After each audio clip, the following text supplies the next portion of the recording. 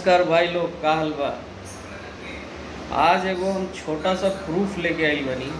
बस एक छोटा सा प्रूफ से जितना भी ई पीछे से दलाल लोग बोला ताटे पवन सिंह के बारे में, उनका मुंह शायद बंद हो जाए इस प्रूफ से।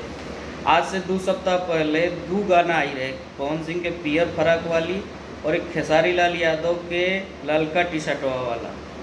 पवन सिंह के 2 सप्ताह बाद 35 मिलियन व्यूज़ बा वो गाना पे, और उसी गाना लालका टी शर्टवा वाला पर 13 मिलियन व्यूज़ गया है।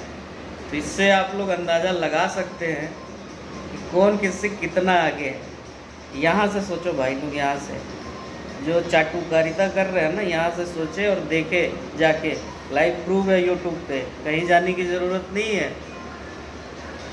बार बार हम लोगों को आके बताना पड़ता है, क्या करें, सामने वालों को समझ ही